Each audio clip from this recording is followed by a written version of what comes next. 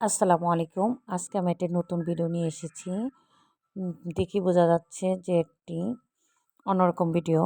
আজকে আমার বাবার বাসায় আমার শ্বশুর শাশুড়ি, ননাস, তাদের বাচ্চা-কাচ্চা, ভাগ্না-ভাগ্নি আসবে আমাদের বাসায় ঘুরতে।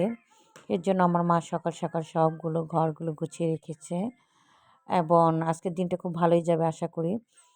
আম্মু রান্না করছে এবং ঘর গুছানো থাকলে কি মনে হয় যে অর্ধেক কাজ এগিয়ে আছে। আমার ছোটো বোনও ঘর গুছিয়ে গিয়েছে। তা ভালোই লাগছে সব কিছু মিলে। তাদের অপেক্ষায় আছি কখন আসবে।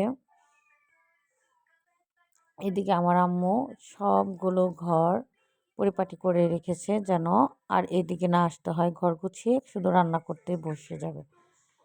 পাশাপাশি আমরাও অল্প করে একটু হেল্প করার চেষ্টা করছি, কারণ আমার ছোট বাচ্চা অনেক দুষ্টুমি করে, ওকে আমার রাখতে হয়। এবার আমার আম্মুকে খুব কমই হেল্প করতে পেরেছি, আমার ছোট বোন আর আম্মুই করেছে।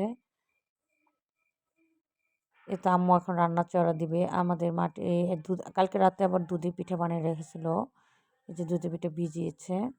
এখন হচ্ছে দুপুরে রান্নার ব্যবস্থা করবে।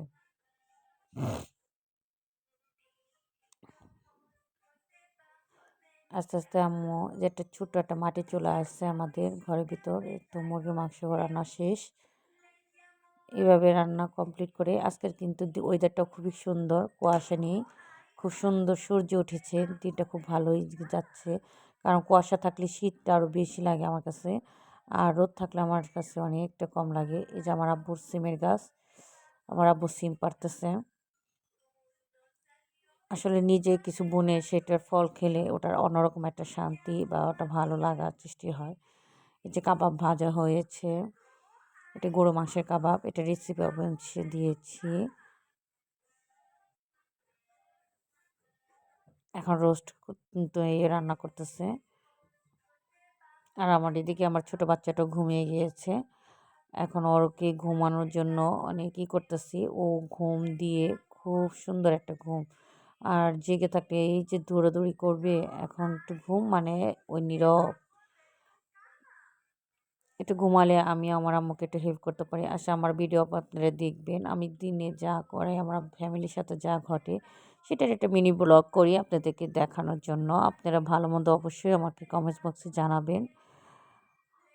আর আমার ভিডিওটা অবশ্যই আপনারা দেখবেন, একবার হলে একটু দেখবেন, দেখে বলবেন ভালো মন্দ সব কিছু, কোনো কিছু পরিবর্তন করতে হলে অবশ্যই আমাকে জানাবেন। এই যে আমার আম্মুর হাতে পোলাও, ঝরঝরে পোলাও, পোলাওটা খুব খেতে মজা লেগেছে। এদিকে আমার ভাগ্না-ভাগ্নি, আমার বাচ্চারা ছাদে খুব এনজয় করতেছে, ওরা এসে পড়েছে। বাড়িটা পুরো ভরা, নীরব ছিল, এখন খুবই ভালো লাগতেছে, সবাই খুব আনন্দ করতেছে। আমার ছেলে ছাদে ঘুড়ি ওড়াচ্ছে আর আমার ছোট ছেলেকে এ ফাঁকে আমি কিছু খাওয়াই নিচ্ছি। আর আমার শাশুড়ি অনেক কিছু নিয়ে এসেছে, এই যে ফল, মিষ্টি, দই, তারপর আমার আব্বুর জন্য সেমাই রান্না করে নিয়ে এসেছে। তারা উমরা করতে যাবে বলে তাদের সাথে দেখা করতে এসেছিল। আর এই যে আমার বাচ্চার আগের দিন ছিল দাদুর কাছে, এখন ওর দাদুর সাথে তার নানা বাসায় আসছে। ওকে বলছি যে আমাকে রেখে কীভাবে ছিলে, ও বলছে তোমাকে ছাড়া আমাকে খুবই খারাপ লেগেছে। তারপর সন্ধ্যার দিয়ে আগে একটু আমার ভাগ্নারা, ভাগ্নি, আমার বাচ্চারা সবাই মিলে ফুচকা পার্টি করবে, এর জন্য ফুচকা নিয়ে এসেছি ওদেরকে আসলে বিনোদন দেওয়ার জন্য। ছোট বাচ্চা, ওরা একটু ওদেরই তো আনন্দ, ওরা আসছে, আমাদের খুবই ভালো লেগেছে, ওরা আমাদের বাসাটা খুবই পছন্দ করেছে, ওরা খুব আনন্দ করেছে, সারাদিনটা খুবই ভালো কেটেছে ওদের, আমাদেরও খুব ভালো কেটেছে। ওরা আসাতে বাড়িটা ভরা লেগেছিল। এ তো দিনটা এইভাবে কেটে গেছে। ধন্যবাদ সবাইকে।